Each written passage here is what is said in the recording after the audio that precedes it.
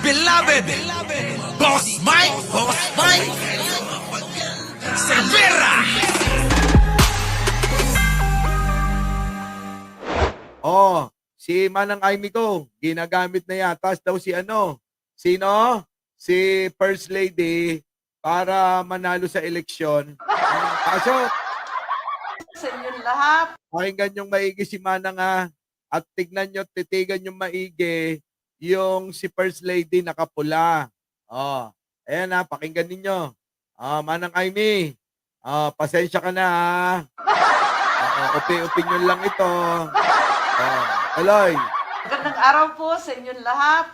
Andito kami kasama ng nanay ko, ang ating minamahal na forever First Lady, Imelda Romualdez Marcos. So parang sinasabi niya forever, so yung iba hindi na. Hindi sila yung tunay na First Lady, ganun ba? Ayaw naman ako dahil forever na talagang naging First Lady yan. Lalong-lalo na yung ating hinahangaan na si Pangulong Ferdinand Marcos Sr. Mga kababayan. Pero wag mo nang ipagdiinan na para bang may pinaparinggan. Ito ba? Sige, Manang Aimee, pasok. May kabataan po kami, 92 years old na, kaya nagpapaumanhin na hindi kami makapunta, no? Pero sa kabila nun, kami nagpapasalamat sa pagtatangkilik, sa suporta, sa tiwala ninyo.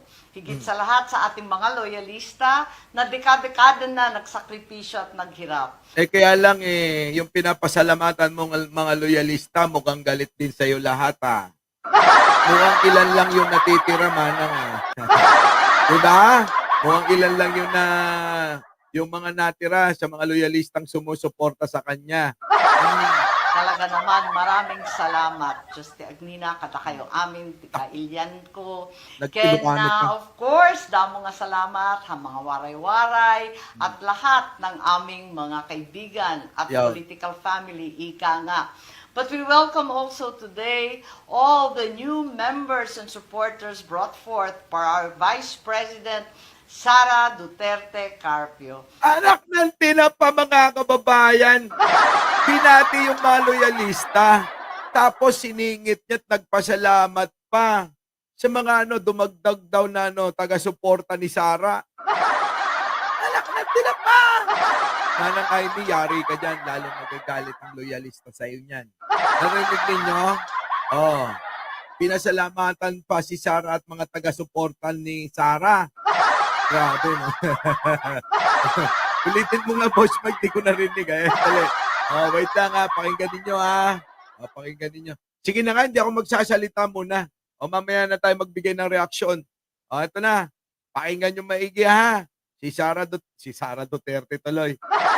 Si Manang Aimee ay may pahayag at tila ba ginagamit si First Lady sa kanyang agenda dito. May agenda rito, mga kababayan, tandaan yung mga politiko yan. Politiko tong si si Manang Aimee. Tingnan ninyo. Pakinggan yung maigi Magandang araw po sa inyong lahat. Andito kami kasama ng nanay ko, ang ating minamahal na forever First Lady, Imelda Romualdez Marcos. Nako, yan. May kabataan po kami, 92 years old na, kaya nagpapaumanhin na hindi kami makapunta, no? Pero sa kabila nun, kami nagpapasalamat sa pagtatangkilik, sa suporta, sa tiwala ninyo. Higit sa lahat sa ating mga loyalista na dekada-dekada na nagsakripisyo at naghirap. Talaga naman, maraming salamat. Diyos ti Agnina, kada kayo amin, ti kailyan ko. Ken of course, damo nga salamat, ha mga waray-waray, at lahat ng aming mga kaibigan at political family, ika nga. But we welcome also today all the new members and supporters brought forth by our Vice President, Sara Duterte Carpio. Ayan. Thank you so much. We welcome you with open arms. Daghan salamat sa inyong tanan.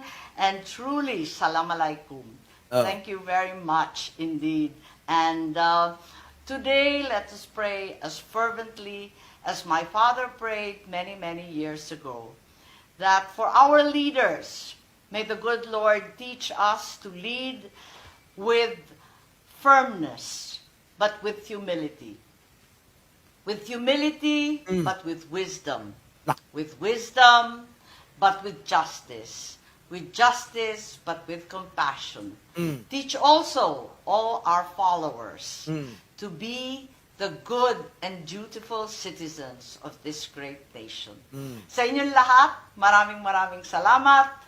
Agbyag, mabuhi, mabuhay ang Pilipino. Good afternoon, everybody. This is Mrs. Marcos. I would like to greet, of course, Bongbong and Sara Duterte. Wish them all the best and good luck. Unfortunately, I cannot come. I couldn't come because I had a bad fall last year. But you can be sure I will do my best in the campaign, not only for Bongbong and Sara, but for everybody, all the candidates of the group. And Alam nyo mga kababayan, itong video na to ay luma na to. Ngayon mga kababayan, pinapalabas ng kampo ni Amy to. Kaya ngayon mga kababayan, nagagamit na naman si First Lady dito. Luma na ito mga kababayan eh. Kampanyahan pa to ni Pangulong Bongbong Marcos. Oh, diba?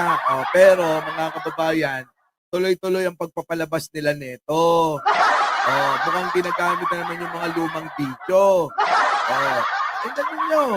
party. And I will do my share. In fact, I have already been campaigning a lot. And I think from what I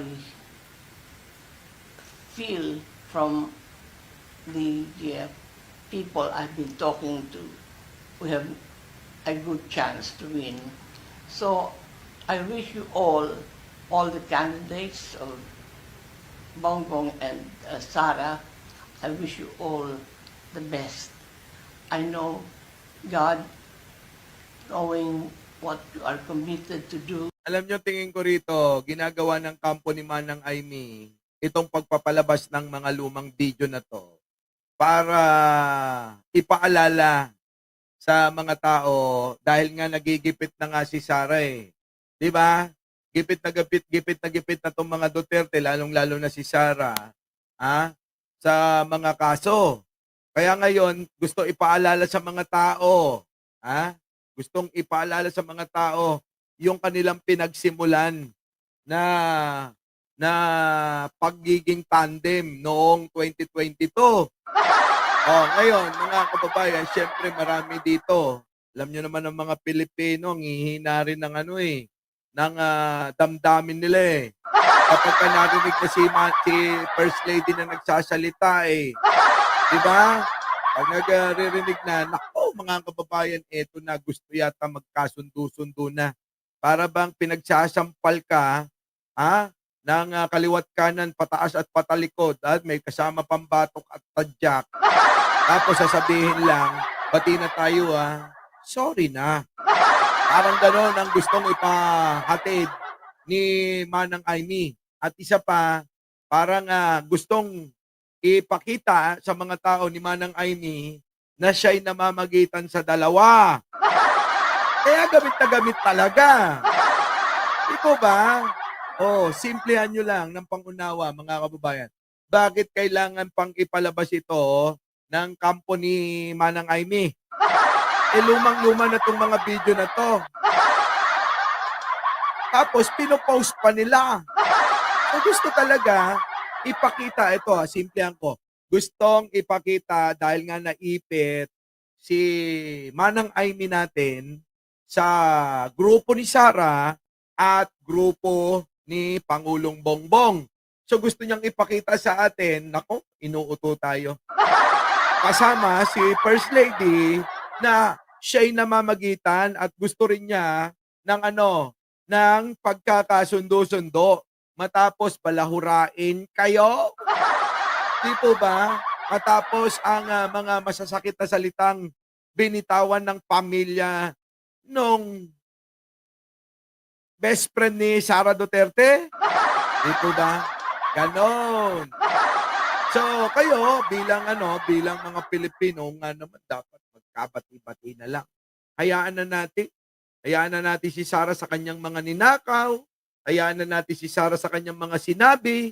Hayaan na natin si Sara sa kanyang pagbabanta kay Pangulong Bongbong Marcos at kay First Lady at kay Speaker. Parang gano'n ang gustong ibig sabihin yan. O ngayon, ano masasabi nyo dyan? Diba? Si Manang Aimee kasi. Manang Aimee, alam mo, hindi mo na ba dapat ginagawa yan? Oo, kung nanatili ka lang sa panig at tabi ni Pangulong Bongbong, walang problema eh. Kita mo kahit anong ginagawa mo, si Pangulong Bongbong Marcos, nandiyan pa rin sa tabi mo. Hindi ka pa rin na tinatanggal sa line-up niya. O bakit ka mo? Mahal ka nun eh. Oo, mahal ka ni Pangulong Bongbong. Kaya lang, yung mga tao nagmamatsyag at inuunawa lahat yung galaw mo. Yung galaw mo na tila ba ikaw ay nakakiling sa panig ng mga Duterte. Yun ang hinaing ng mga tao eh. Ang hinaing nila di mo man lang may pagtanggol si Pangulong Bongbong. Diba? Diba no, mga kababayan? Yun ang hinahanap ng mga loyalista. Yun ang hinahanap ng mga tao. Yung bang ikaw, mapagtanggol mo si Pangulong Bongbong, hindi yung laging Duterte ang pinagtatanggol mo. Diba? Our beloved Boss Mike Cervera.